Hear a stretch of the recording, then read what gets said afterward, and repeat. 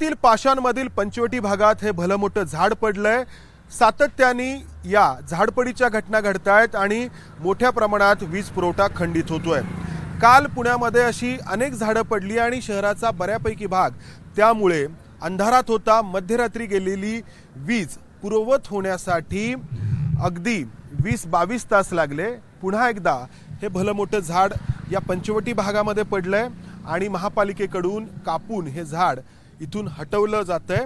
मात्र या झाडपडीच्या घटनांमुळे वीज पुरवठा खंडित होण्याच्या ज्या घटना घडतायत तर त्यावरती उपाय म्हणून या ज्या विजेच्या तारा आहेत त्या भूमिगत पद्धतीनं टाकण्याचा प्रस्ताव वेळोवेळी महापालिकेला आणि संबंधित यंत्रणेला दिला जातो, मात्र ते होत नाही। इथले हे नागरिक आहेत जे गेल्या अनेक दिवसांपासून या भूमिगत विजेच्या तारांची मागणी करतायत आणि या सगळ्या समस्येला ते सामोरं जात आहेत। आपने कहाँ पे ये जो समस्या है वो रखी थी और आपको क्या रिस्पांस मिला?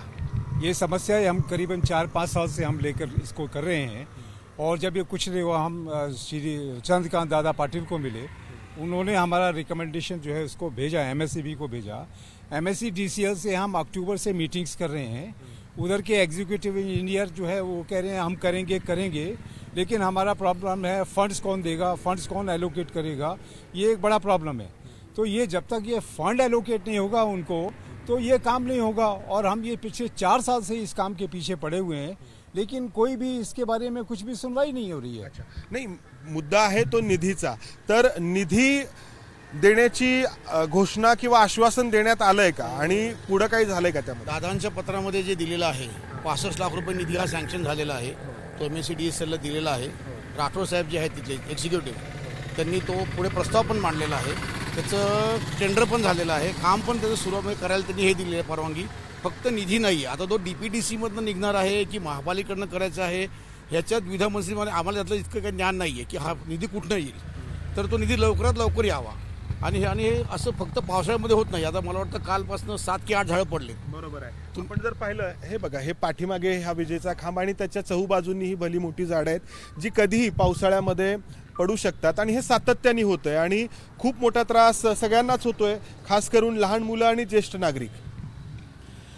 पंचवटी हा सिनियर सिटीजन लोकांचा एरिया आहे आणि बरेच घरामध्ये फक्त नवरा बायको सिनियर सिटीजन राहतात। लाईट गेली की ते अगदी घाबरतात, पॅनिक होतात, कंटिन्युअस फोन करत असतात। आता हा फर्स्ट टाइम असं नाही घडलंय, आता हे 16 तास लाईट गेली आहे, पण हा प्रत्येक आठवड्यामध्ये एकदा लाईट जाते आमच्या इथं। आम्ही कॉर्नरमध्ये असल्यामुळे तो थोडा दुर्लक्ष होतोय आणि आमचा जो डिमांड आहे की अंडरग्राऊंड केबलिंग केलं पाहिजे तो इतकं म्हणजे जुना डिमांड आहे आणि आम्हाला त्याचा वारंवार प्रॉब्लेम येतोय।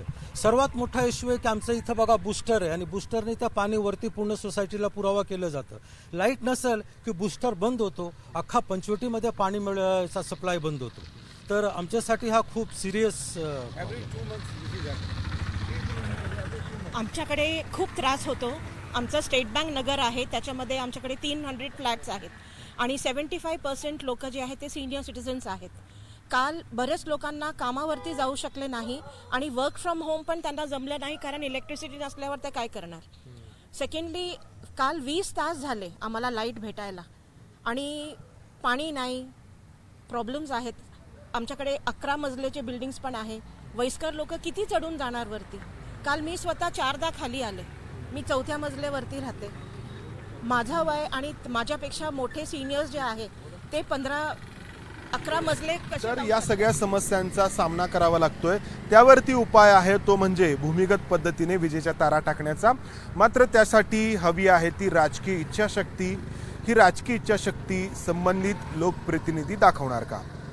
कॅमेरामन मनोज समंदार गुंजारी, ABP माझा, पुणे। ABP माझा, उघडा डोळे बघा नीट।